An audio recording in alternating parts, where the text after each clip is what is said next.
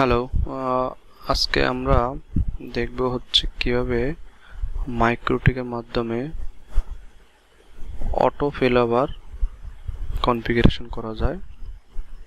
আমাদের main topic হচ্ছে মাইক্রোটিকের নেটওয়াচ দিয়ে মাইক্রোটিক অটো ফেলওভার বা নেটওয়াচ স্ক্রিপ্ট, যেটার মাধ্যমে আমরা অনেকগুলো সুবিধা একসাথে করতে পারবো। সেটা হচ্ছে load balancing failover with multiple gateway. আমাদের আইএসপি যদি ওয়ানের পোর্ট যদি আমাদের একের অধিক হয়, তাও আমাদের এই কনফিগারেশন কাজে দেবে। Auto failover with multiple gateway, failover with internet access the internet ISP side.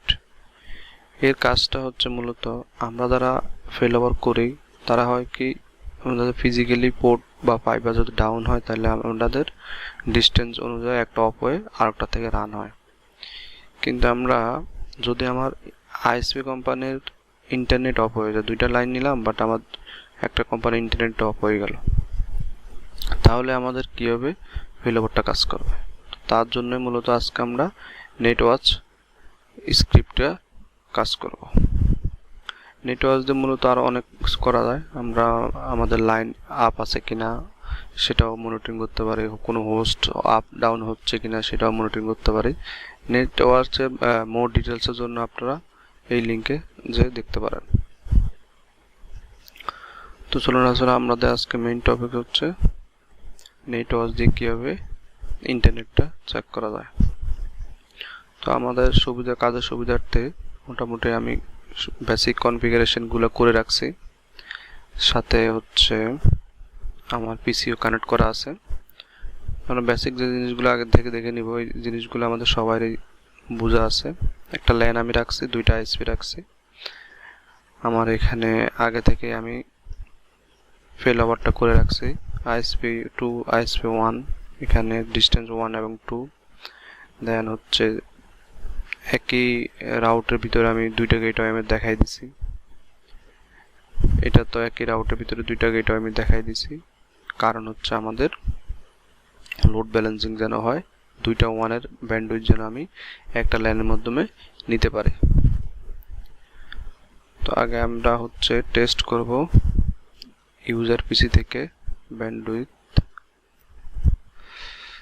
দেখেন আমার আইএসপি 1 এবং আইএসপি 2 দুইটা দিয়ে আমার ব্যান্ডউইথ কিন্তু আসতেছে। আমি আইএসপি দুইটার হচ্ছে স্পিড কমায় রাখছি 500 কেবি করে, 500 কেবি করে স্পিড করে রাখছি বোঝার জন্য আর কি। তো আমাদের 1 এমবি স্পিড কিন্তু আমার ল্যান পাচ্ছে, তার মানে আমার এখানে লোড ব্যালেন্সিং এর কাজ হয়ে গেছে অলরেডি। আমি কিন্তু অন্য কোনো কনফিগার করে নাই, ম্যাঙ্গেল দিয়ে বা ফিল্টার দিয়ে কোনো কাজ আমি করে নাই। আমি শুধু নেট একটা বাই ডিফল্ট একটা নেট করে রাখছি, আর হচ্ছে রাউটার এখানে একটা রুলসে একটা রাউটের ভিতরে দুইটা গেটওয়ে দেখাই দিচ্ছি। এখানে পিং দেওয়া আছে আর এখানে ডিস্টেন্স বাই ডিফল্ট 1 দেওয়া আছে। তো দুইটা আমার আইএসপি থেকে ব্যান্ডউইথ পাচ্ছে।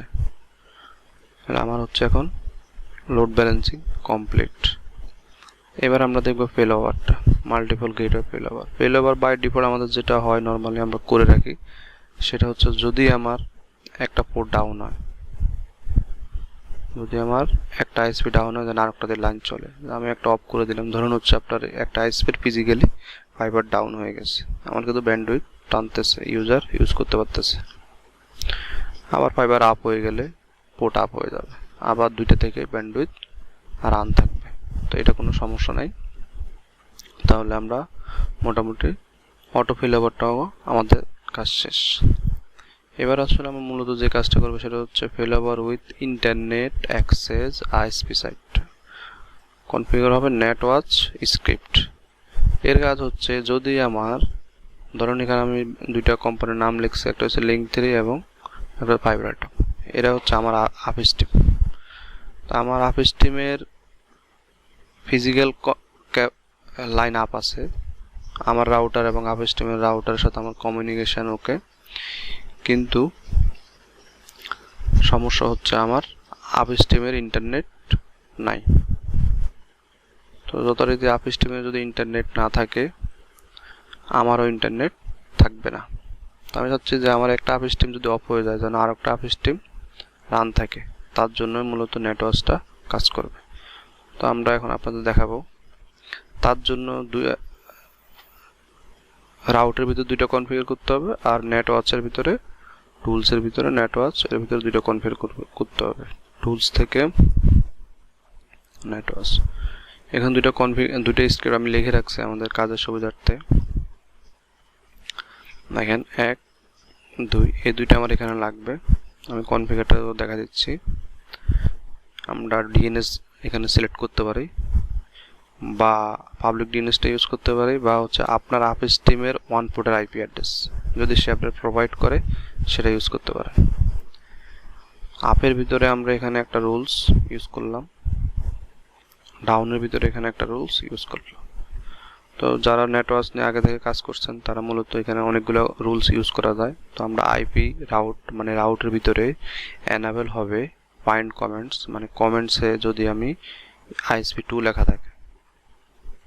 আবার ডাউন হবে ডিসেবল হবে যখন আমার এটারে পিং পাবে না সে। 3 সেকেন্ড আমি দিছি, 3 সেকেন্ডের ভিতরে যদি পিং না পায় সে অটোমেটিকলি ডাউন হবে। কমেন্টসে কি তা লেখা থাকা লাগবে ISP 2। তো বেসিক্যালি আমি এখানে ISP 2 ISP 1 আমার নেটওয়ার্কের রুলস অনুযায়ী এখানে বসানো হয়েছে কমেন্টসে। এটাই মূলত মেইন ইস্যু।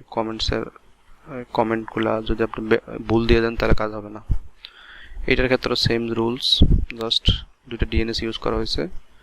আবারও বলি, এখানে আপনি ISP-র 1 IP দিতে পারেন, পাবলিক ডিএনএস দিতে পারেন, সেটা আপনার ইচ্ছা মতো।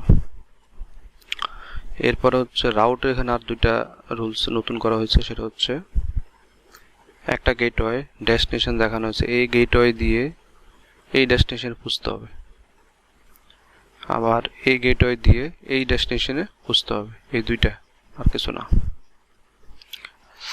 তো এই দুইটা দেখা হচ্ছে, আর বাকি দুইটা আগের রাউটগুলো তো আগের মতোই আছে।